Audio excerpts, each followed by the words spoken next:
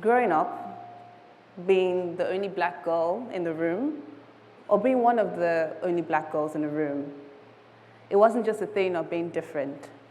It was a thing of being the exception to the rule, being a token. Now, of course, the experiences of black women across the world, they're not monolithic. Yet when you find yourself in certain situations, in certain spaces, where you're the only one who carries your difference, where your presence is both a statement and a question, there tend to arise certain shared experiences. So I'd like to share with you what I call tales of the token and my journey of self-actualization that has led to me existing as the truest version of myself. Now, for context, I like to say I was born in Nigeria, bred in South Africa, and I'm being buttered in the United Kingdom, with each of these moves evolving my sense of self and how the world saw me. Now, there's one vivid memory that stands out from my childhood in South Africa. I was in my final year of primary school, and my teacher, I believe she taught us English and natural sciences, she'd gone around the classroom asking students to state the high schools they would be attending the following academic year. And she would acknowledge each mention with an approving nod or a smile. And I should note that the majority of teachers at my primary school, they were white. And so when it got to my turn, I told my teacher the name of the school I'd be attending, a school that was predominantly a white, somewhat upper middle class institution. And to my disbelief, my teacher paused, turned to me, and in front of the whole classroom, she asked, "How did you get in there?" Her response, it was filled with shock, as if it was a feat I shouldn't have accomplished, as if it was a space that I'd stumbled into. And that moment, it stayed with me. It wasn't just about being different. It was about being seen as the one who was allowed in. Now, I should note that when I eventually started attending that high school, another moment of tokenism found me, so to speak. I was at one of the induction evenings when a parent approached me and ever so inquisitively asked if I was there on a scholarship. Again, my presence was questioned, as if my being there was an anomaly, as if I didn't belong, as if it could only be validated by somebody else's generosity. And these experiences, they made me acutely aware of how often people like me are seen through narrow, stereotypical lenses. And Black feminist scholars, intersectional frameworks, they introduce us to this concept called the intersectional invisibility of Black women.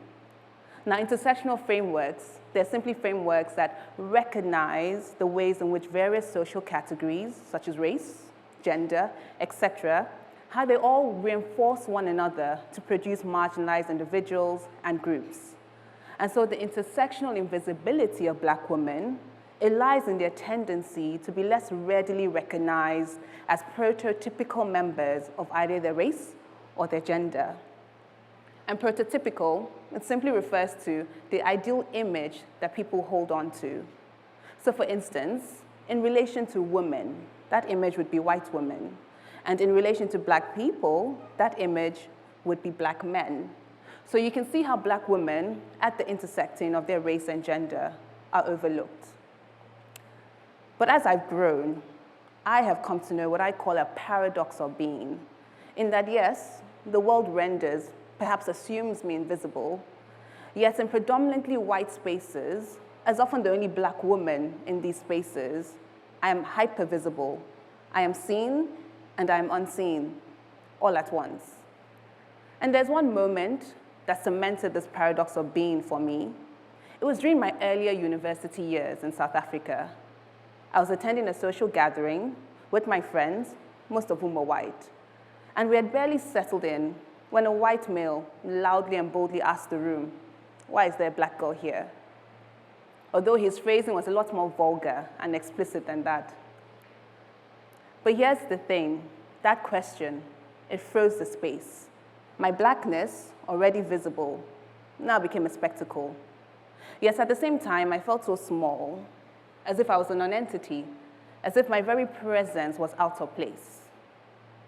Now, shortly after that incident, I began a blog where I started detailing my experiences, my journey, navigating life at a university that had not too long ago been reserved for white South Africans. And soon after that blog, it turned into a regular opinion piece column in the student newspaper, where I transformed these experiences into reflections for other Black women and Black girls walking similar paths. And so my words, they became a testament of the resilience, the brilliance, and the undeniable presence of that Black girl in the room. Now, this paradox that I speak of, it doesn't only live in what is seen, it lives in what is heard. And so as a young child, when I moved from Nigeria to South Africa, I quickly learned that painful lesson that my voice could make me a target of physical and verbal bullying. And so to adapt, I learned to code switch.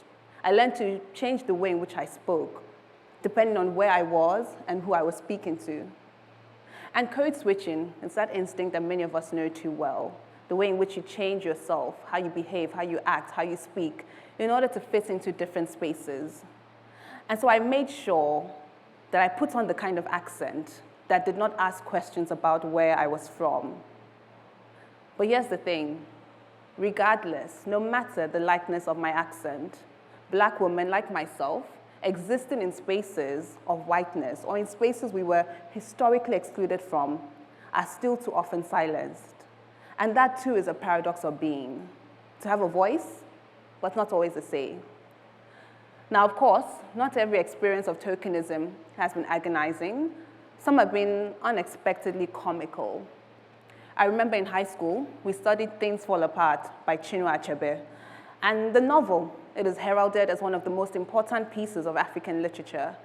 And it is centered around its protagonist, Okonkwo, who is a proud Igbo warrior in pre-colonial Nigeria. And it details the experiences, the encounters that his community has upon the arrival of European missionaries. Now, the novel, it also details the recurring account of the breaking of the kola nut, which is a fruit off of the kola tree. And this breaking of the kola nut, it symbolizes respect, hospitality, community within Igbo culture and Igbo tradition. Now, although not Igbo myself, I was still the only Nigerian amongst my peers. And so my teacher, eager to bring the story to life, she asked if I could bring a kola nut to class. But in my childlike innocence and somewhat ignorance, I was unaware of the different types of traditional nuts and kola nuts that existed. And so instead of bringing the requested kola nuts, I brought what is known as bitter kola. And although holding some similarities with the kola nut, it is mostly known for its medicinal purposes. And as its name suggests, it is very well recognized by its extremely bitter taste. And that, as you can imagine, did not go down too well with my classmates. But here's the thing. My teacher's request, it was well-meaning, it was well-intentioned, but it still placed me in a position of representation where I was expected to embody and somewhat account for an entire culture that was not even my own to begin with. And that moment, it reminded me of the weight that being the only one in a room can come with. Now back to the more agonizing tales of tokenism. Once again, in my earlier university years, I shared a dorm room with a white South African female. And at some point, we were discussing places in the world we'd like to visit. And I believe she made mention to Budapest. And in my excitement, having been there a few years earlier as part of a choir tour, I told her how lovely it was and how much she would enjoy visiting the city. And to my shock, she insisted that I'd never traveled to Budapest. And then she went a step further to insist that I'd never traveled at all. A few moments later, I came to realize that the reason she so strongly rejected that I was able to experience the world beyond her imagination was because she herself had never been out of the country. And so in her mind, she was the symbol for possibility and access. And it was impossible that I had achieved something that she had not. And you can imagine how taxing it would have been for me to continue a conversation with somebody that was so ingrained in their own entitlement and ignorance. And I could use this opportunity to discuss the historical tensions, the historical imbalances that are and that exist between the white female experience and that of the black female experience. But then we'd be here for a very long time. And so it wasn't until after several tokenistic experiences that I came to realize, that I came to understand how problematic it is to be labeled as the exception in systems and spaces of whiteness. To be the only black friend in a group is not an accomplishment. To be told you're not like the others, it is not a compliment. It is a subtle reminder that your presence is conditional, that your acceptance is rooted in what somebody else thinks is palatable. To be the only black woman in a space, it is not an achievement.